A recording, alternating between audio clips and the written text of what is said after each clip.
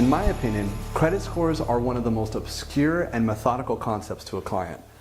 I've actually had clients tell me something they swore would help their credit when in fact it was the complete opposite. One of the many examples I have is when I had a client tell me that he never fully paid off his credit cards because paying interest helped him get a better credit score.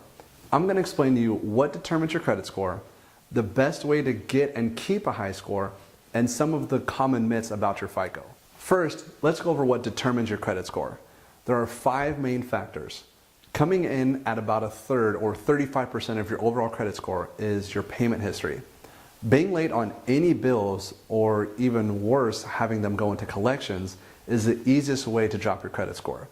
The good thing is that if you've always been on time and for some reason you forget to pay bills one month, it won't impact you too much in the long run. Initially, yes, it'll drop a bit, but after a while it just fades away and your FICO score regains its original strength. The second largest factor is at 30%, which is the amount of money you owe. If you have 5, 10, or even more credit cards and they're all maxed out, it shows you're a high credit risk because you can't seemingly pay your bills off. Length of your credit history comes in at 15%. Ideally, you want 7 years or more, which is considered perfect for your credit history. Finally, at 10% each is new credit requests and type of credit mix in use.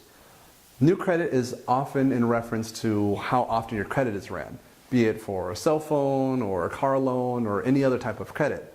If you're consistently running your credit, it's probably doing you some harm. Type of credit in use basically comes into what type of account you have open. The ideal situation is some mystery mix of a home loan and a car loan and 2 or 3 credit cards. That doesn't mean you should go out and get a car loan when it doesn't make sense financially. Remember, it's only a small factor, and so long as you have some credit in use, you'll be just fine. When it comes to getting and keeping a higher FICO score, there are a few guidelines you should follow. First and foremost is to make absolutely sure that you pay all your bills on time. As a reminder, I set an alarm on my phone, which is synced to my email. Every first of the month, my phone and Outlook both remind me that it's time to pay all my bills. Secondly, is the length of your credit. Ideally, you want 7 or more years of credit history. Finally, you want at least 2, but no more than 4 credit cards with really high limits. Other than these 3 things, the best way to get high score is to avoid any court judgments or past due bills or any collections. In regards to keeping your high score, note that credit cards usually become people's biggest downfall. Yes, you do want high credit limits on your credit cards, but that doesn't mean that you're supposed to max them out. The fact that lenders trust you with a high credit limit is actually a good thing. The key is to never have more than 25 to 30% on one single card. For example, if you have 3 $10,000 limit credit cards, you don't want to have one card with $9,000 on it and the other 2 with nothing. Technically, you don't want $9,000 of credit card debt at all, but if this is your scenario, it's better to have the $3,000 spread out on each of the 3 credit cards. This makes it seem like you know how to handle your debt more efficiently. Now let's debunk some of the myths we all commonly hear. First, having to pay interest because you did not pay off your credit card in full will absolutely not help your credit score. Again, it is the debt to credit limit ratio. That will be taken into consideration. Second, that Best Buy payment plan that you've never been late on is going to help your credit score. This is, again, completely false.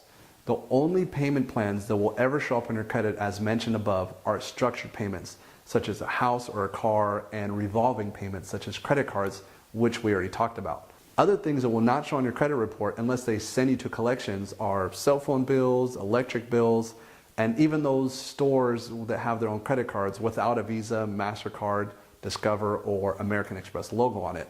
Remember, without any of those 4 logos, those credit cards do absolutely nothing to help your credit. Number 3, if you don't use your credit card that you've had for years on end, you should close the account. Again, this is false. Remember, long credit history is good. You especially don't want to close on this unused credit card if it has a high limit. In fact, you should probably use it once every few months on something very minor, such as socks or gas. Just make sure they don't close it due to inactivity. Remember, your FICO score is your reputation to the financial world. Guard it with your life. Just because you have a lower credit score doesn't necessarily mean you won't ever be able to get a loan for anything.